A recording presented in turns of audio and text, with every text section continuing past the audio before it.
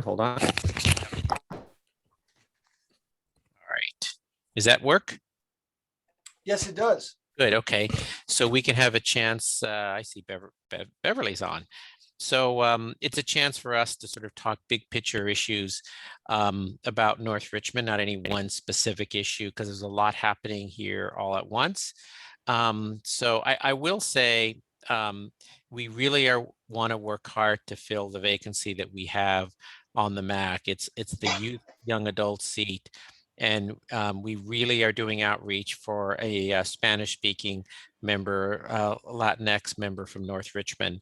So, and I know we will be doing more outreach with the school community. So if you know anybody who is interested, and we specifically are really wanting outreach in the Spanish-speaking community, to include them on the MAC. So with that, thanks, welcome, and we turn over to Dawn for some introductory comments, and then we'll get into the agenda.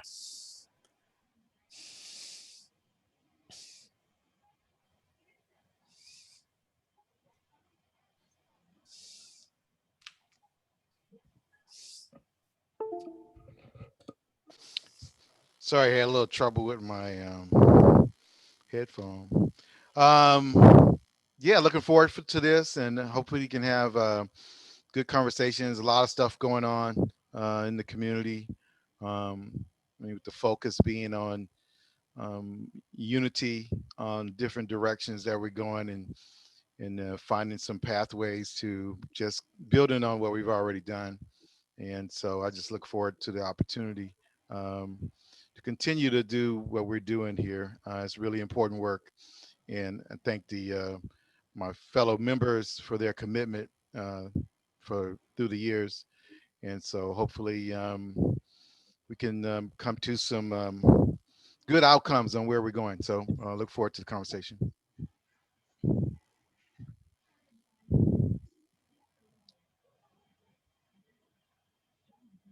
There we go. Take myself off mute.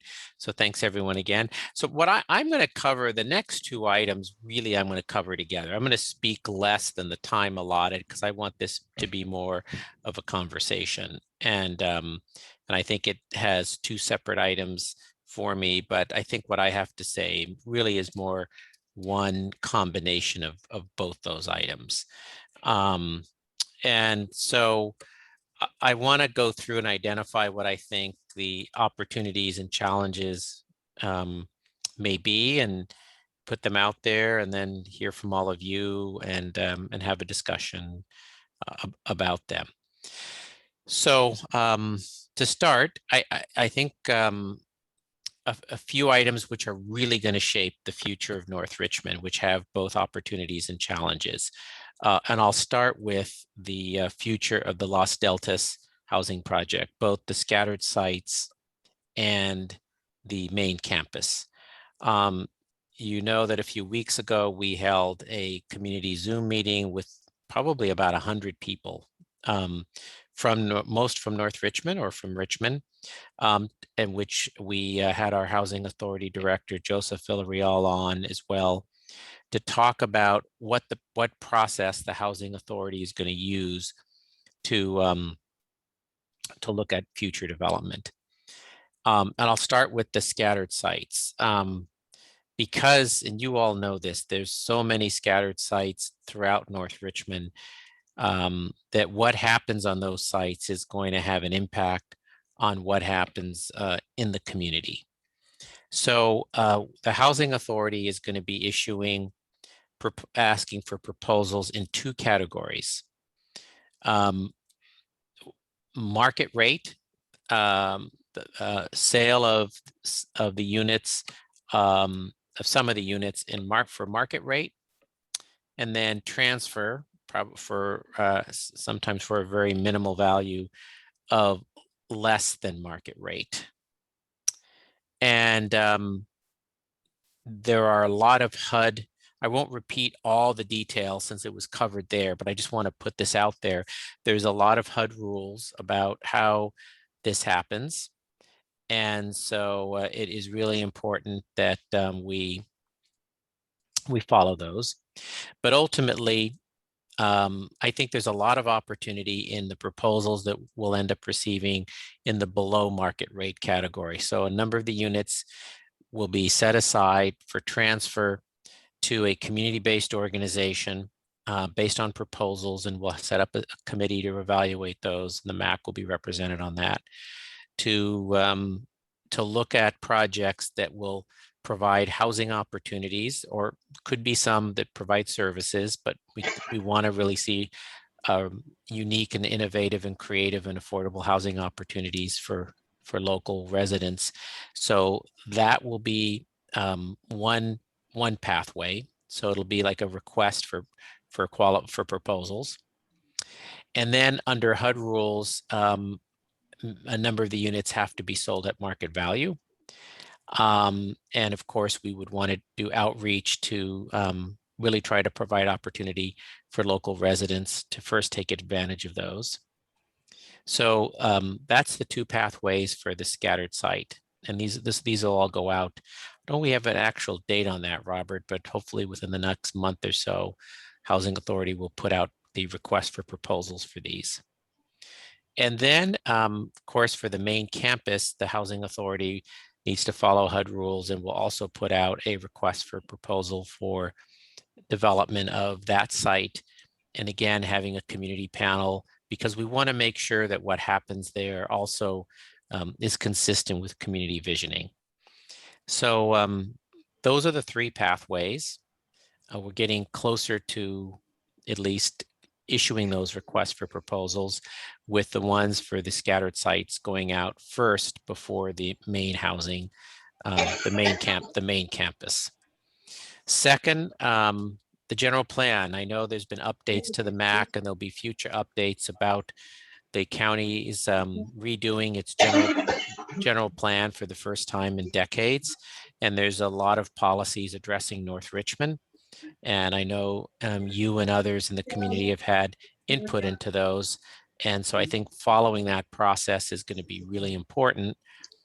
And the general plan won't be approved until 2022. So there's still time, but it was delayed because of COVID.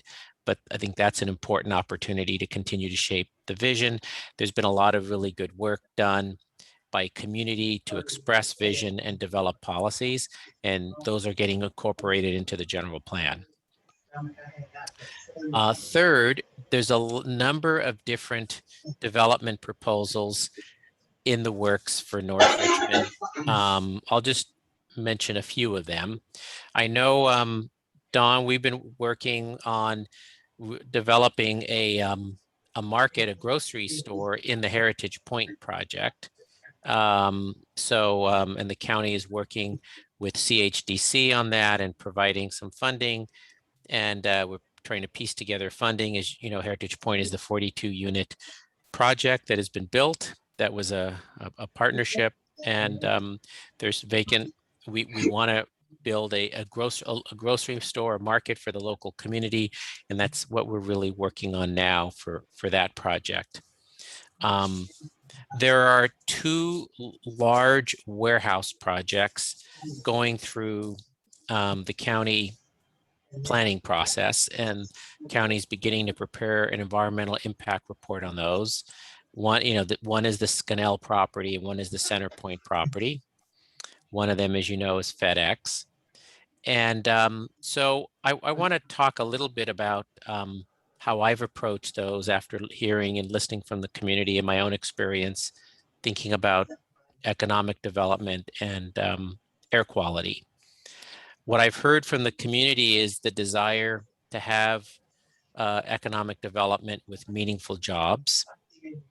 What I've also heard is we don't want added pollution into the community, that we want technology to be clean. So when the applicants, the developers came into the county, I've had many meetings with them to basically say that if you want to bring a warehouse facility into North Richmond and bring jobs, which we do want, we want this operation to be clean. So we challenge them to do something that really hasn't been done yet. in any major way, and that is to come in and basically have what a zero emission vehicle fleet, a zero emission operation, meaning on day one, when they open, I mean, their operations, their equipment on site, forklifts, whatever they have on site, needs to be non-polluting electric zero emission. And on day one, the fleet, their vans, their fleet, their delivery fleet on day one, 1/3 of it needs to be zero emission. And then by 2023, 2/3 of their fleet needs to be zero emission. By 2025, 80% of their fleet needs to be zero emission. And by 2027, 100%. That's the most aggressive timeframe anywhere in the state, actually anywhere in the country. And their heavy duty trucks, the big trucks, the ones that are based at the site, need to be 100% zero emission, non-polluting by 2025. These projects wouldn't open until probably 2022. So we're really talking a really quick turnaround for them to be able to have all their vehicles going that they base at the site to be zero emission. And so it's a way to provide opportunity for jobs without locking in dirty diesel trucks. In addition, the county is obviously requiring that the truck routes go straight from their site to the parkway and not go through the community, and is requiring a number of improvements to prevent trucks from driving into the residential part of North Richmond. And because they will also need to be building charging infrastructure, they will need immense new sources of electricity and power. And this is sort of a challenge generally with electric vehicles, is there will need to be more electricity infrastructure. So we are requiring them to build as much solar on site as they can to handle their electricity load. That would be solar on the roof of these warehouses and solar in the parking areas where there are not truck movements. Even with all of those, they will not be able to build enough solar on site to meet what will be the very large electric demand needs of charging these trucks. So we are requiring them to put up money, what we're calling a solar mitigation fee, on top of that, which would then get used to fund some type of solar project for the benefit of North Richmond. Haven't determined what that project would be, but have required them, again, to build solar to meet the demand as much as possible of their trucks, and then to pay, I think these projects around $500,000 based on a square footage generally, into a solar fund dedicated for North Richmond's benefit, to be determined going forward. So that's those warehouse projects. We're also really excited about working with Urban Tilth to transfer the land, the 3-acre site that we currently provide to Urban Tilth, to build out the North Richmond farm. So we are working through that process now, provided Urban Tilth with a fair amount of funding. They're obviously needing more funding and are doing fundraising, which we support, which I think is going to be a very great asset for the community to have this farm, which also has will have a space for community and opportunity for health and nutrition and community service. And as you know, the county did receive a grant to build a sidewalk along Fred Jackson Way, which will connect the residential area of North Richmond to the farm along Fred Jackson Way. So I think that will be a great opportunity. Lumber Baron has also indicated an interest to locate on the smaller site, not too far from Verde School. You may be familiar, they're a family-owned business that carries redwood and cedar. They're high quality. They're located on their main sites, located on the frontage road near Central Avenue there on the border between Richmond and Albany. They are opening a new site at Marina Bay in Richmond, a second site, and then this would be a site where they would store. So it wouldn't be very many vehicles or many trucks. It'd be more storing some of the redwood lumber that they sell.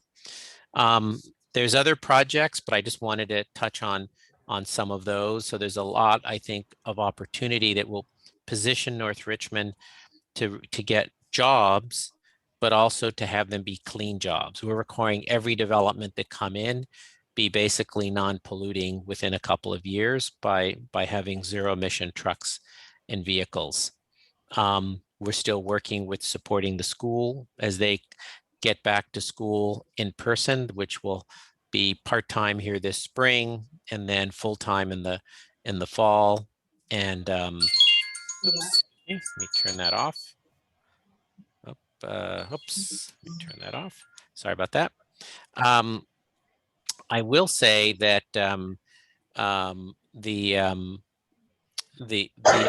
effort to build new residential in North Richmond, we want to be again to add value. The work at the scattered site and the work at Los Deltas to really bring value. And I know while the preschool that's located at the Los Deltas main campus site now will have to move as part of eventually the closing of the existing Los Deltas site. The plan is to have a new childcare development center there as part of a new development. So I want to be clear about that. We're still working with the library, our county library, to explore opportunities for expanding library services in North Richmond. Our relatively new county librarian wants to work on that issue. I know we've worked with the city of Richmond on some library materials at the Shields Read Center, but I think there's still interest in trying to expand what county library does in North Richmond. And so I think we're still exploring and talking about that. And we are working on updating the MOU, Memorandum of Understanding between the city, the county, and Community Housing Development Corporation on what housing opportunities should look like in North Richmond. I know that all of you are committed to wanting to have local residents have the first opportunity for new housing, and we are too, and we want to create that opportunity as well. I mean, the challenges, there's still, as coming out of the pandemic, growth has been, is beginning to happen. What I think the opportunity is, we are seeing new habits of buying, people are buying more online, which is sort of turned many parts of the Bay Area, including North Richmond, into sites for more warehouses for online delivery. I mean, that's both an opportunity and a challenge, because we would want it done in a way to not impact the community, but also and to provide jobs. And that's what we're trying to do. There may be other proposals in the future, given where we're going in terms of the new sort of consumer market and how people are buying, are purchasing. Let me just close with one other item, and then we can sort of answer questions and have a discussion. I know you'll be hearing coming up at a future MAC meeting. The city, I think Mayor Butt wants to talk to the MAC again about whether to locate a safe RV park for homeless individuals near North Richmond.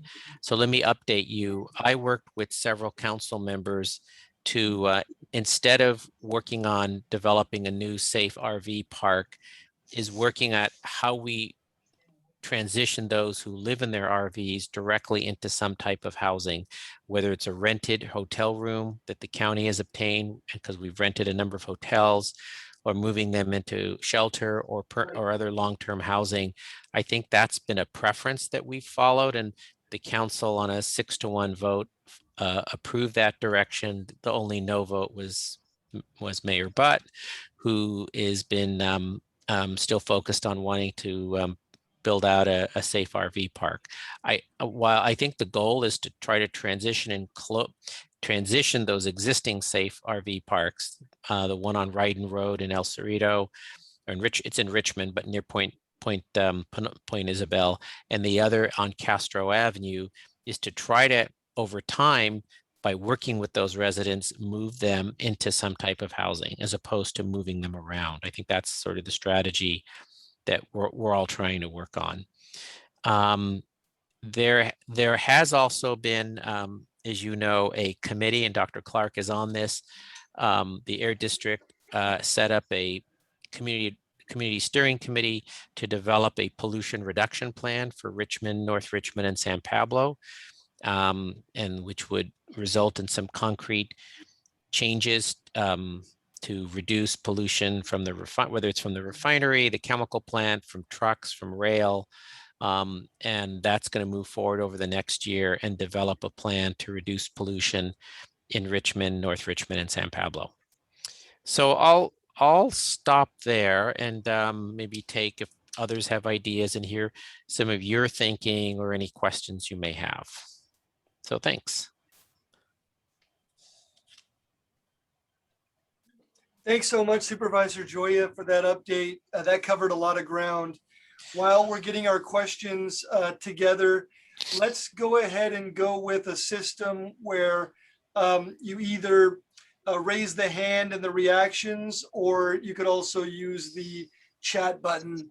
And that way we can kind of, in an orderly way, have everybody opportunities to engage in this dialogue. Or if that doesn't work, go ahead and just holler out if you'd like to ask the question.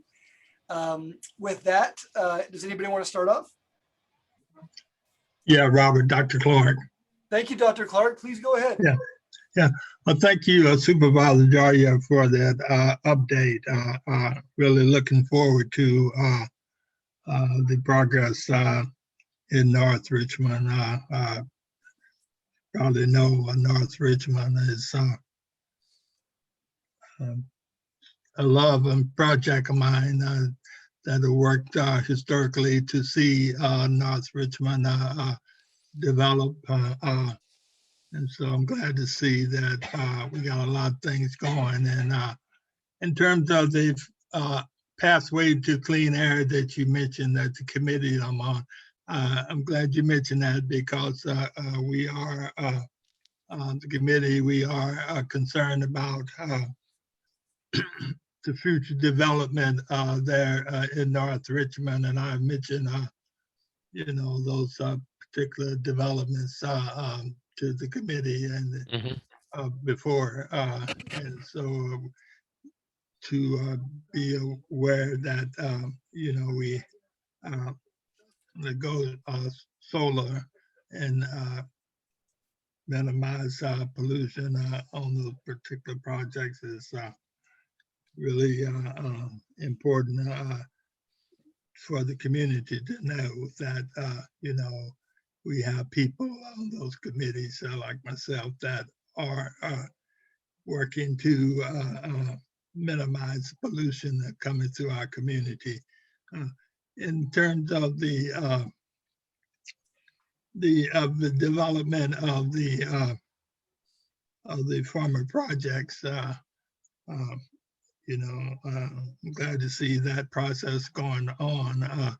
But I just will say about any future development there, though, I'm concerned that we have some type of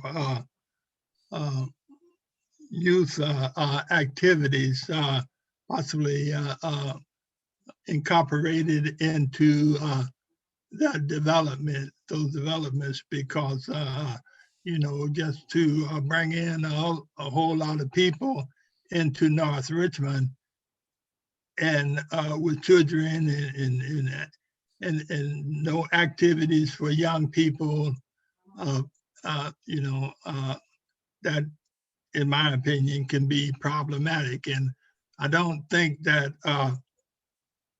Shields Reed Park alone can address that particular concern, because really never have, in my opinion, addressed the concern for youth in the unincorporated area of North Richmond. You know, so Mhm.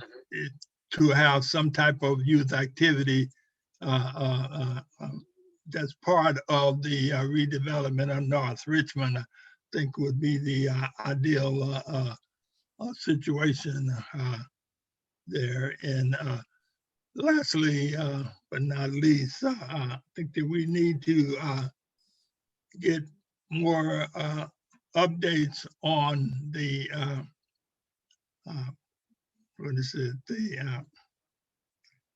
the climate change project that. Oh, yes.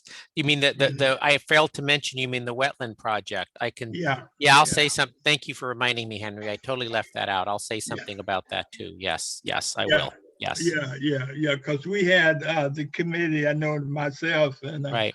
not sure whoever else was part of the planning of that initially when we had those meetings, you know, to develop that. But, you know, we Mhm. need to keep abreast of that.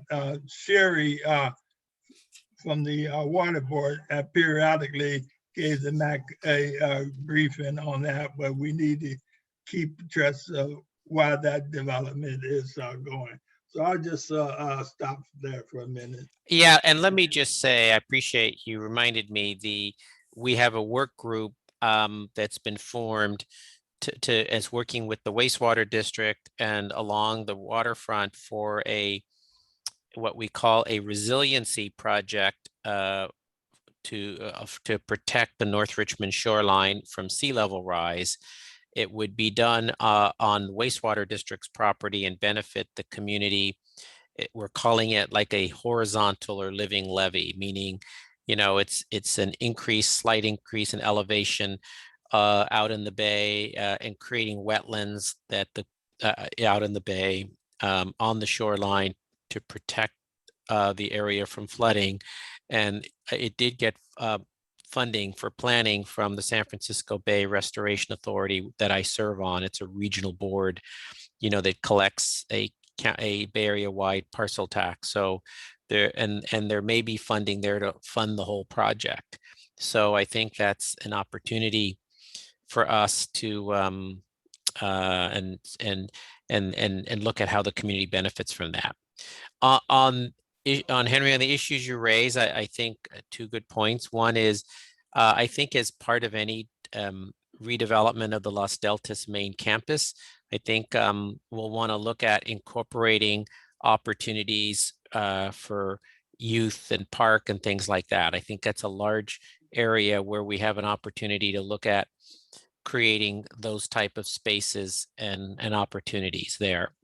And then also working with these applicants on their projects is some kind of training program that they have for local residents, young adults especially, to get jobs at these facilities. So really trying to incorporate an opportunity to train local residents for those jobs, not just bring the jobs.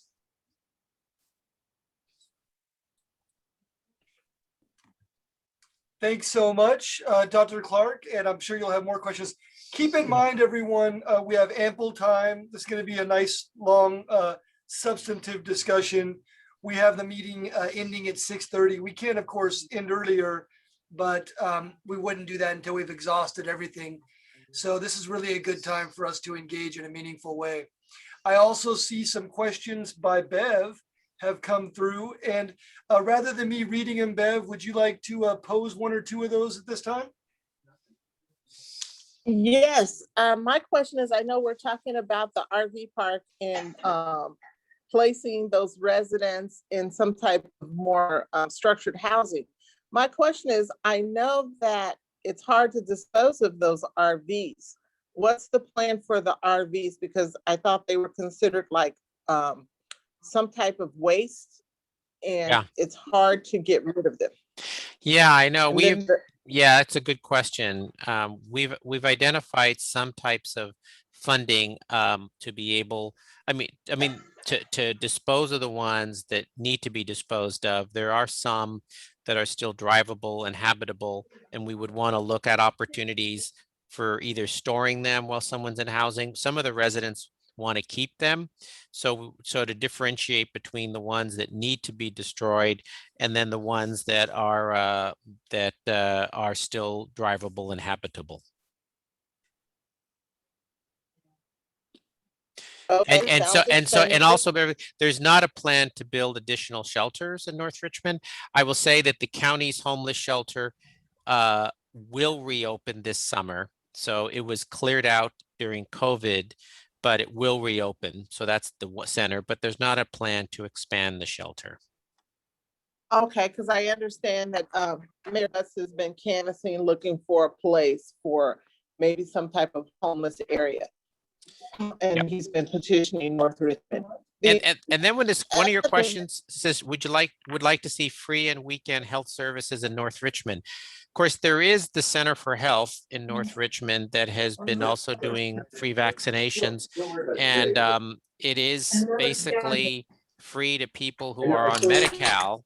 So are you talking about an expansion of the services at the Center for Health?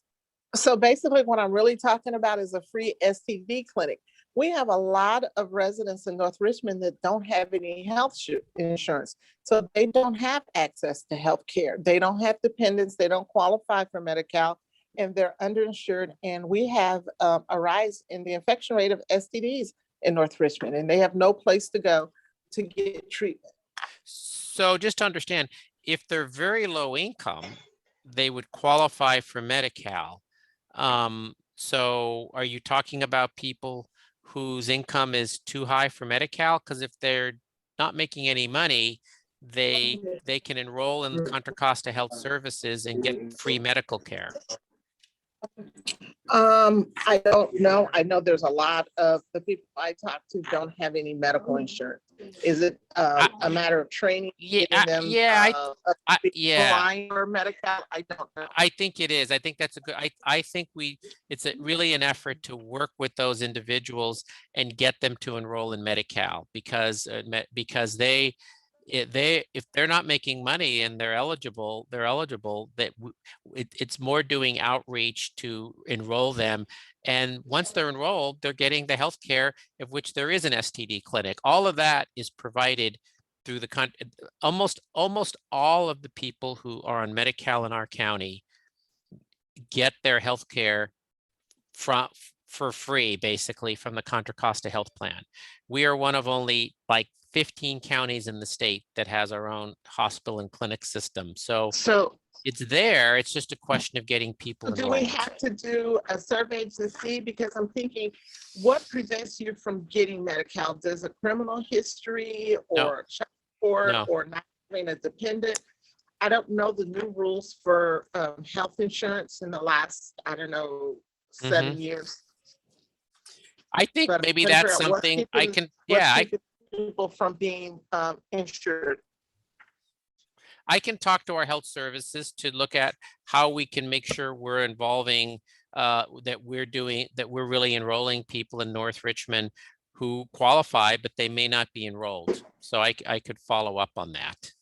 Okay, and then I guess the next question I had about was Verde. I know we expanded it to middle school. How impacted is Verde? And I know with all the growth and the plans that we have for the community, are we looking at the schools and expanding the schools? I don't know offhand. We've been in contact.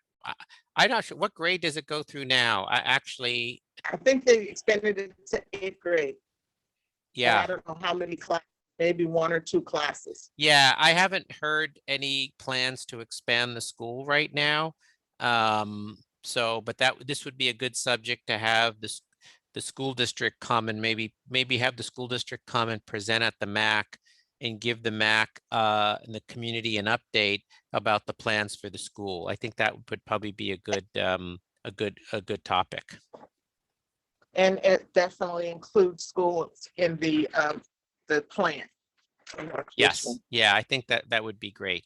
That would be great. And then I just wanted to go on record to say I don't want any more cell towers in North Richmond, and I don't want any cannabis businesses in North Richmond.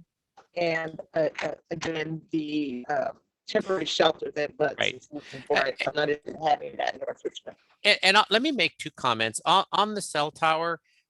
There is much more. The county has much less authority in land use in this area. Both federal and state law have strengthened the ability of federal and state opportunities that increase cell tower as part of moving to 4G, 5G. And so the county doesn't necessarily have the same latitude as it had in the past. So, and and the county cannot consider, because there's been a number of studies that show, and this is why there's a federal law on this. The federal law says that that state and local governments cannot consider health issues related to cell towers, because under the studies that were conducted, that were posted on the federal health site, that their studies determined that there was no negative health impacts, and therefore local governments cannot consider health, that we only can look at certain parameters around aesthetics. And so I think, yeah. I'm sorry, going to the aesthetics, I think there's still a higher aggregate of cell towers in North Richmond than there are in other communities in the county. Yeah, I can tell you. Somebody's making the decision to put them in North Richmond and not other areas in the county. I can tell you that that's actually not true. I also represent the highest educated community in the state, and that's Kensington, in which half the people who live there have a postgraduate degree, like a master's or a PhD. There has been a slew of proposals for new cell towers in Kensington that also the community opposed, that the county approved. I mean, there were many people that supported it. There were many people who opposed it. I can tell you what's driving this now.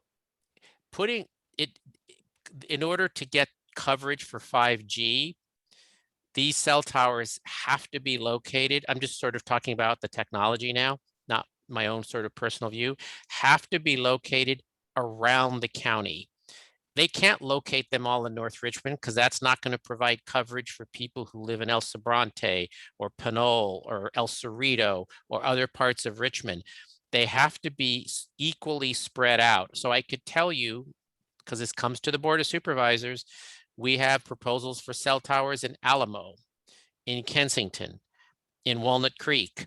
So North Richmond is not getting more cell towers. It may seem like it, I think, when an application comes, but think about it. Putting cell towers in North Richmond doesn't improve cell service in the El Cerrito Hills, doesn't improve cell towers in the Richmond Annex. So we're seeing this. There are communities all over the county who are concerned about the aesthetics of cell towers.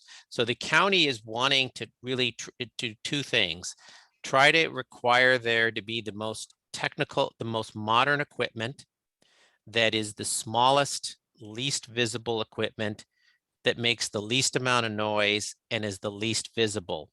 So that's and that's sort of the ability that we have. We don't have the ability to say no. We have the ability to put requirements on how it's done and maybe to get some locations moved around. But I can tell you, I just dealt with a fight about 5 cell towers in Kensington a few years ago. And it's because, and so you have this view, if you want a community to get better cell coverage and potentially better internet coverage through the cell, the only way is to get cell towers. So in fact, the issue was if you don't have cell towers in that area, you're not going to get good cell service. And I heard from residents, even in Kensington, on both sides of this issue. The ones that wanted it said, We want the cell towers because we want to be able to call out in an emergency. We want to have good phone coverage and call 911. And the people who were against it said, we don't like them. We don't like how they look. So I've heard from both sides on this. And I think for North Richmond, the issue is if they are going to come, how does the county get them sited in the right locations? But if we say no, which we actually don't have the authority to do, then North Richmond gets left behind on the digital divide and doesn't get better coverage, which is a problem in and of itself. Thank you, Thank you. Supervisor Joya. Bev, did you have other questions? No, not at this time. I'll let someone else speak.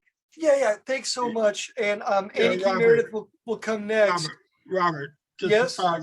a couple of questions to Supervisor Joya on the cell towers.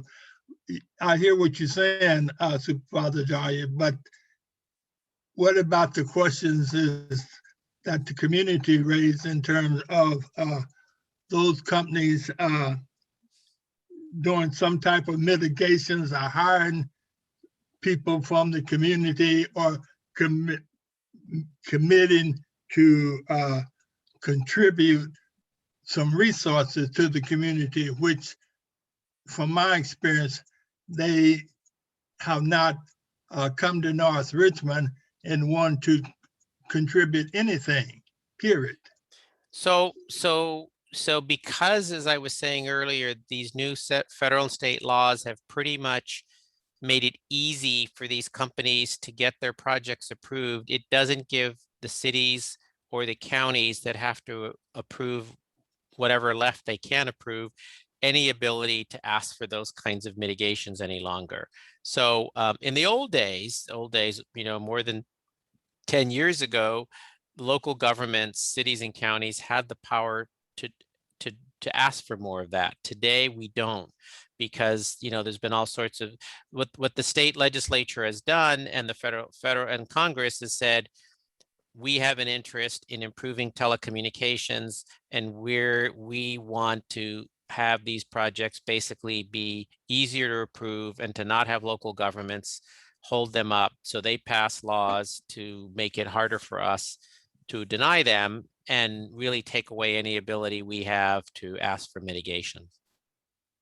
Yeah, I hear what you're saying, but I'll just conclude and say, I personally do not support that particular approach coming from the state or the federal government or anywhere else that want to basically here again use the communities, particularly from environmental justice perspective, use communities of color as dumping grounds and say that these companies do not have to contribute anything in terms of hiring people, in terms of doing anything. And these companies are making a profit, mega profit. Yeah, I know what's happened, Henry, when there were a couple cases where a city or county denied the project, the telecommunication company sued and got their project through anyway. So I'm saying is we don't have the ability to say you have to pay money to the community. And I will say, I'm being honest here, these cell towers we're seeing them in high income communities as well, because frankly, that's where the market is as well for them to improve telecommunications, because they hear from their customers. The more cell phone, everybody has a cell phone. The more cell phone customers, and think about this, people are using their cell to stream movies. And so where is that happening? It's happening even more in higher income communities where people are paying a lot more money for some of these services. So they're actually, my observation is they're not dumping on low income communities. If anything, I can tell you there's in some cases, they don't put the cell towers, they don't invest in cell towers in some low income communities because they're making more money increasing the coverage in high income communities. So that's my observation. Thank you so much, Supervisor Joya. Thanks, Dr. Clark and Bev. Great questions. We're going to go Annie King Meredith and then Princess Robinson. They're both standing by patiently. Thanks so much. One quick thing on the schools. We have had the principal come to the MAC. We'll have him come back. My understanding of things is that actually the pupil enrollment has declined over the years. And that's part of the reason why they expanded to 7th and 8th grade to make use of excess space at the schools. So I think that the expansion of the grades has been universally seen as a positive thing. And in part, it was to counter shrinking numbers of overall students at North Richmond Verde. But we'll have the principal come back. Yeah. Thanks again. Annie King Meredith, please chime on in with your questions. Okay, thank you, everyone. And yes, I do have patience. I remember all what I had to say, but mine is mainly comments and to chime in for understanding where we're at for our revitalization, our strategies. And why I'm saying this, I have this binder that I have over the years, and it is actually has a strategic plan for North Richmond from 2001 all the way up to 2020. And for that, it's projections of what was planned and discussed for having certain things done within North Richmond itself. As I'm looking at this revitalization strategic program matrix, I see that a lot of these things have been done and completed over the last 3 or 4 years. Now, to say this, as we embarking upon looking at the housing, Los Delta's housing development, and what it constitutes for being a part of our strategic plan that we've discussed as our action plan over the last 20 years, I can say, that one of the things to keep in mind for our community program and planning is for the improvements to really address the appearance. We're speaking of appearance of the neighborhood and the overall value for the properties. I'll stop at that point because I have several different points that I want to make about the community improvement program, which is actually documented for us to look at over the past 20 years. As we have our organization, as you know, a lot of development work of CHDC has done in this community. We have met a lot of those goals for completion. One of the things that is still that is embedded in this program is to make sure that we establish a beautification program. Now, when I speak of a beautification program, I'm trying to see for us to do a beautification program to withhold within our community and to have our homeless RVs to be put into the community, where that's going to lie within our discussion to have, as we spoke about, beautification and for the value of our properties. One of the things that was brought to my attention, we're looking at over at Costco along the waterfront, Point Isabella to Point Isabel, where they have RVs that are placed there now at that location, and looking at to have those relocated. Also, we have in place also the Castro. But what am I saying is, have anyone, and this is to you, Supervisor Joya, candidate, have anyone ever looked at the space at Point Melody? That is a huge space, and to have a portion of that space to be dedicated for the RVs, the RVs at this time. I've never heard anyone mention that space. I know that they're looking at potential development, but to have that cluster move there, that's one thing. Again, speaking of the beautification within our community itself, That is the improvement program that we want to hold up to for our beautification. The other thing that we have been working so hard and really being true to is um, the garbage, the illegal dumping, the code enforcement. Uh, that's an ongoing, and that's still part of the program that we have Mhm. talked about over the last 10 years, Mhm. 20 years that has been in place. So in all, what I'm trying to say, we have so many different components, but where are we at this point that we have completed the strategic plan and the matrix? From what I see, we have fulfilled many of those marks. And where are we to stay true to the community improvement and to have affordable housing here and to look at the resident and to have a place where people would want to come and live and make it affordable? Right. So these are the things I just want, this is what I'm just throwing out to us. We have to keep in mind. Those are some of the things we keep in mind.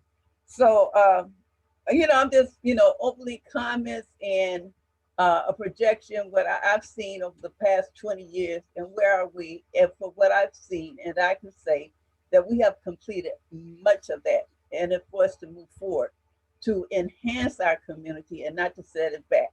Right. Okay. Thank you. And I know you have so much history in North Richmond and your own work here and helping move this along. So I just wanted to acknowledge that, Annie. I mean, on the homeless issue, really, it's really the city of Richmond that's taking the lead on the RV. This is not a county issue. Counties provided some funding. They looked at a lot of sites around Richmond. I don't know if they looked at the Point Melati site. If I don't believe they identified that. It's up, the city's the entity that's identifying. As you know, they first were looking at Hilltop Mall. That was the biggest site that would have relocated most of the RVs to that site. But the city council backed down off of that after there was community opposition. When I talk to our homeless services director, Lavana Martin, what I hear is it's really RV parks should be kept to a minimum. That really moving people into real housing, like we're building 60 units of housing near Contra Costa College with the city of San Pablo. That's going to be 200 square foot studio units for small units for 200 to 300 square feet for people who are homeless with services. That's where we need to be putting our efforts, or buying hotels that we could convert to real housing with supportive services. So that's why the city council approved on a 6-1 vote following that strategy. And then whatever RVs were left is then locating a smaller RV park away from homes.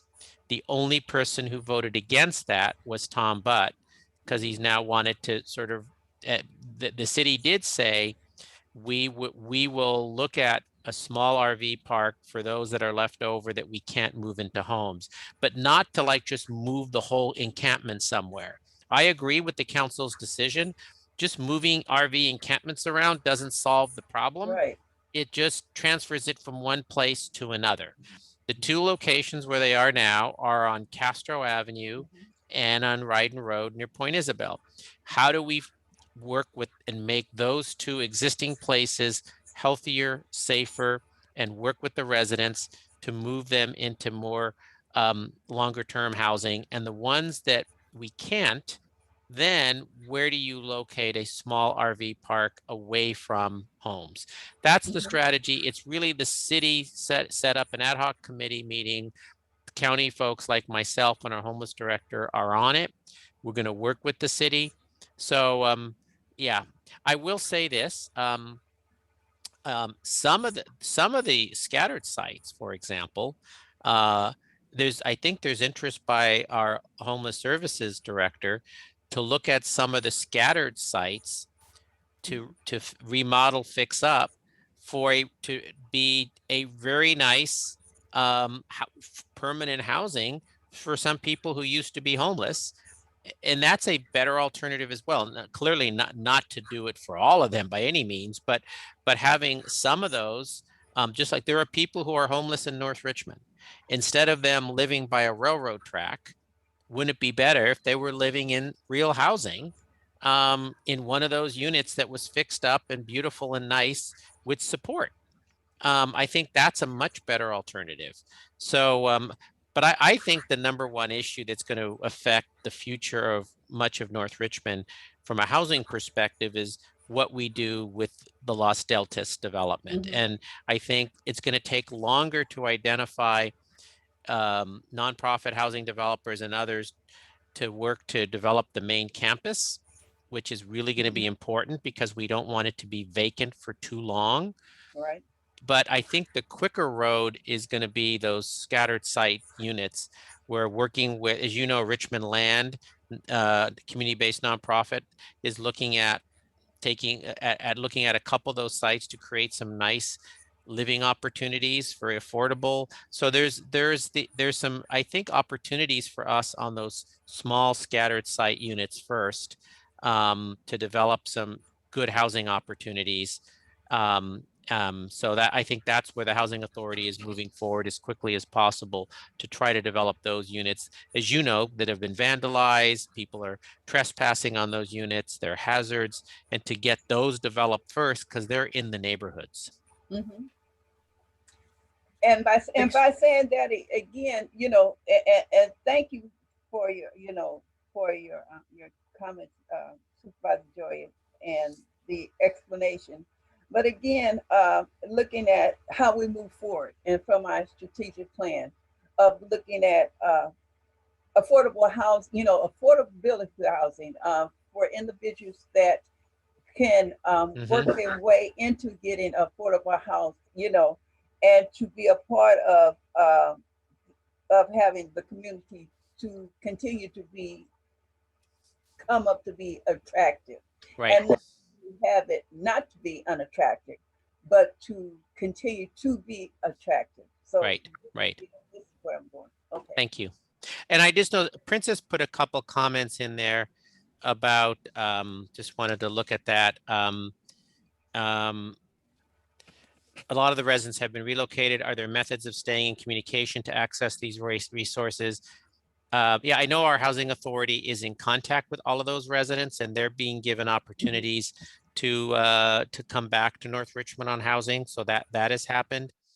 For all the new development, is there community benefits agreements with all of them? I think we want to look at community benefits in what we can do. With regard to the those warehouse projects, I have to tell you, you know, we have to link the community benefit agreement under some legal standards to the project. So, for example, since and frankly, one of the things we're asking them to do is to spend millions of dollars to basically switch out their fleets and be zero emission fleets, so that the area does not have pollution, rather than just coming in with diesel trucks. So I think the solar mitigation project in a way is a community benefit project on those two, at least, because they're going to have to build a project, or we're going to use that money to actually benefit North Richmond in some way. And it was legally, we're able to do that because it was related to their project and their electrification. And also we'll work on training programs with them as well. Thanks so much, Supervisor Joya, for touching on all of Princess's comments in the comment section. I also want to be sure, Princess, that you have some space to actually voice yourself if you need any. Is there anything else, Princess, you want to share or ask about? No, other than when you said about the zero emissions, I just would imagine that most businesses going into new development would be switching towards that anyway, because it's more cost efficient. So I would like possibly want to look into like the community benefits agreements more. That would relate to like more of like the community. Like, for example, like the cannabis, where I said that they would donate a certain percentage to Yeah. a mental health awareness or something like that. So something similar to that nature. But yeah. Okay.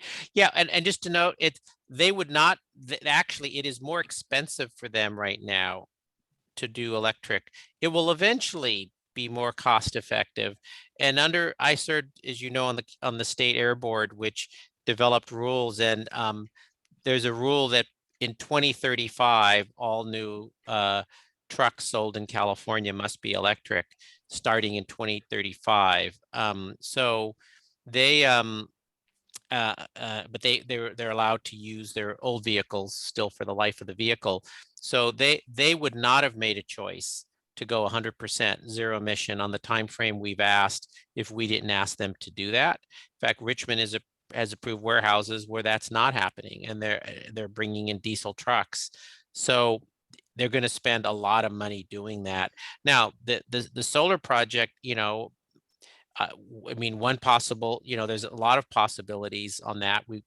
There could be solar at the farm. There could be solar for residents. I think there's opportunities to look at things that benefit, and then and providing jobs and training for jobs. I think that's really important. And you're right, the cannabis folks, a portion, the way the county has structured all of the cannabis, whether they're a dispensary or a growing cultivation site, is the general tax revenue that comes in on any of these sites goes into the sort of general fund of the county. But separate from that, there is a community benefit that goes directly to the community. Any of these operations, a certain percent would, whether it's a dispensary like El Sobrante, there's a proposal for a dispensary on San Pablo Dam Road. The Board of Supervisors just approved a cultivation site out in Brentwood, out in East Contra Costa County. There would be a percent that would go to community benefit for the surrounding community.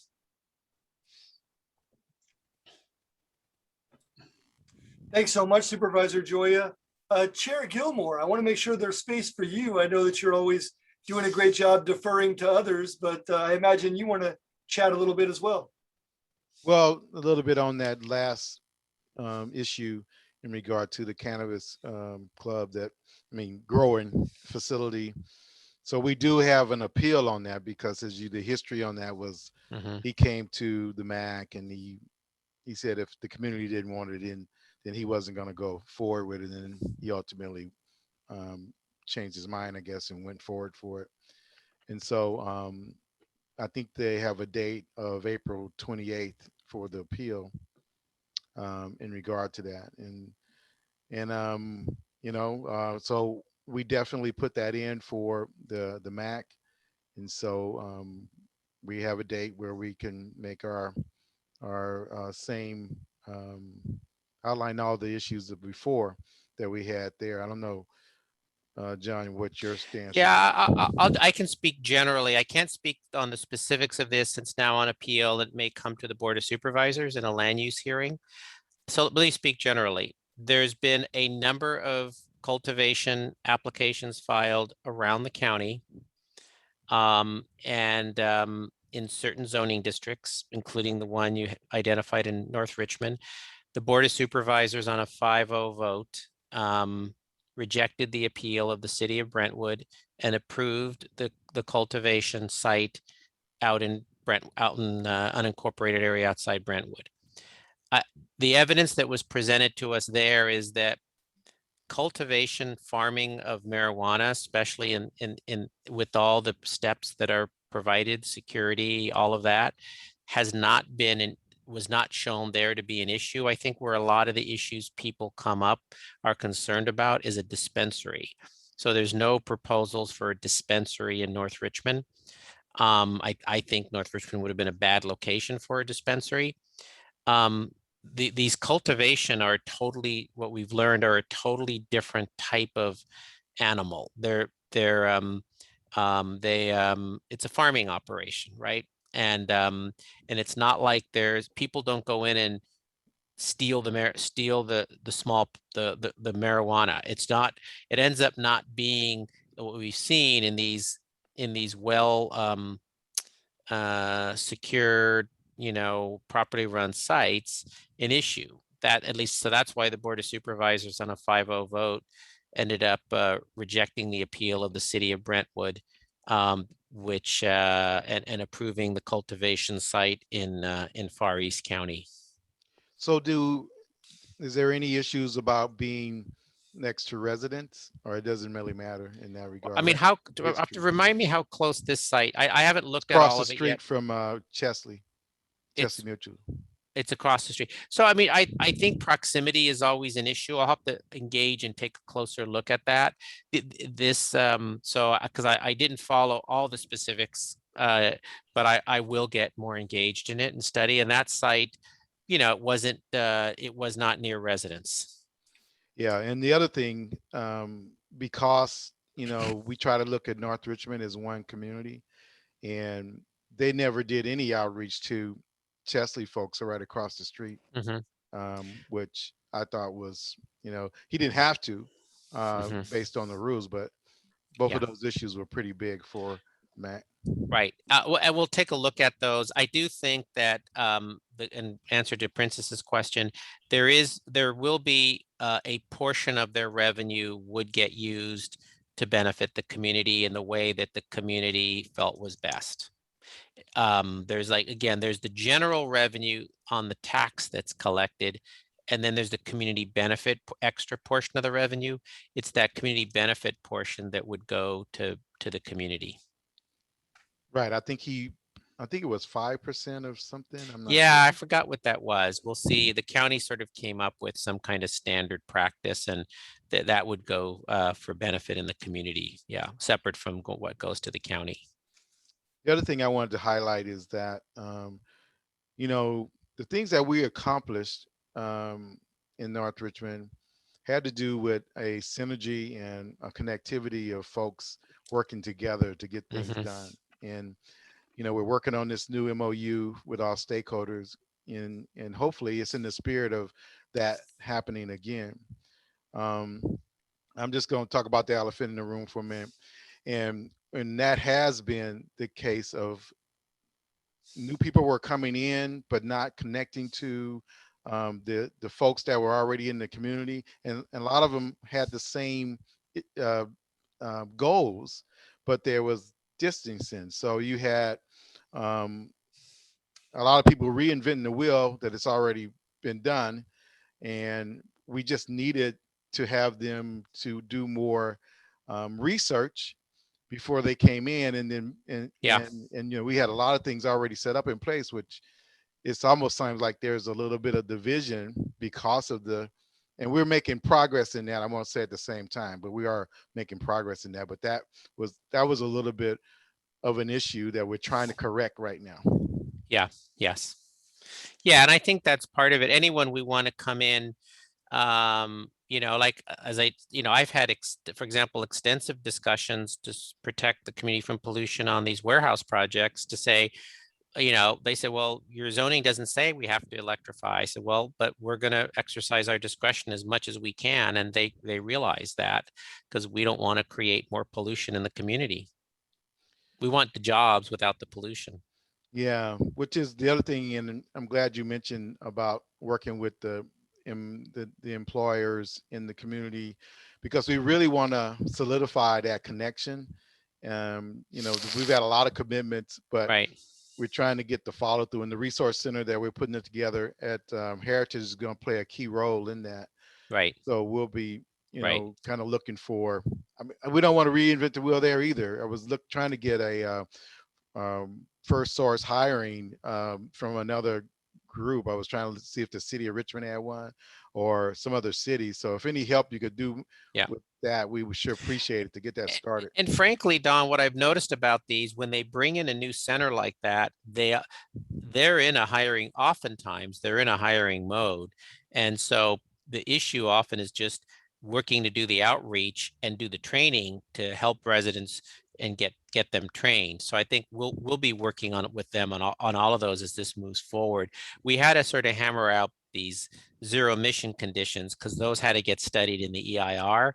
Some of these other things we can hammer out later in about the training and first source hiring. We can hammer out later on that the zero emission requirements had to be done early to be studied in the EIR. Yep, I think that's great. And I think the other thing is, and I mentioned in the chat that, you know, we can work with the Center for Health to see if there's ways that we can work with them to get the word out or whatever that they're doing to make sure that those opportunities for support, as what you mentioned, right, before, is readily available and out there for people to understand so they can access different stuff. Right. That's You know, all a priority for us is getting a market and a grocery store, and maybe how can we get some of these projects to help us on this? Getting a grocery store in downtown, you know, on Fred Jackson Way, I think is really key. A grocery store that does not sell alcohol and tobacco. Agreed. Definitely agreed. Thanks so much, Yeah. Chair Gilmore. Yeah. We have about 10 Robert. minutes left. Time really flies when you're being productive. So get your rapid fire questions ready. Dr. Clark, do you have some? Yeah, okay. Supervisor George, on the community benefits agreements and all, you know, I mean, that's all good, but what I'm finding is that a lot of these developers are coming to North Richmond and with they perceived notions about what they think Mhm. or some deal that made with the want to make with the county about what they think is best for North Richmond without asking us, the MAC, anything. And I don't agree with that particular approach at all. We have some needs and priorities also. And if they want to contribute some community benefits, they need to know what the MAC priorities are and make those community benefits consistent with what our particular needs are, not coming to the community and telling us, well, are we going to contribute, are we going to do this, are we going to do that for the community, and it's not consistent with our particular needs and what we are want to do. Yeah. Well, and I think there will be a community panel that will select the proposal eventually for the development of the Los Deltas main campus. And I think that's going to be really key. What is that going to look like? Yeah, and just lastly, in terms of the job opportunities, you know, many of these developments, whether it's with Los Deltas or even with those new projects we discussed, you know, we're talking about basically union involvement. I know the MAC formed a committee that's going to be looking into that. But as I recall, from my experience over the years, the unions have not come through with any job opportunities for the community particularly. And as I recall, on I think it was one of those projects, I think CHD was involved in that. Don may remember that or not, but that isn't there some possibility, say, if the unions do not come through with adequate jobs or job opportunities for hiring residents, that the applicants or developers can put up a certain amount of money to be invested in the community in lieu of them hiring, meeting any job requirements. Yeah, I mean, I think all these companies are going to be looking for hiring, and some of them may be a union company, some may not be a union, have unions, but ultimately, right, we want to work with them to have local residents be trained and qualified and hopefully hired. I know I'll be working with them later in the process, right? The early part is more this EIR about their environmental impacts. Yes, thank you, Supervisor Joya. Running low on time. Other pressing questions?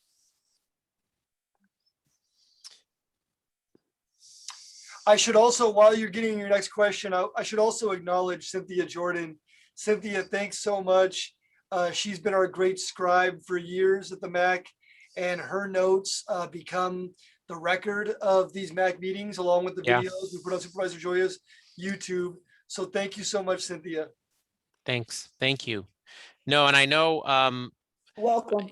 yeah, thank you, Cynthia. And I know we really do want to, you know, I will close with this work to fill that vacant seat and seeking everybody's help, and we'll all be looking to try to fill that, preferably someone who's Spanish speaking.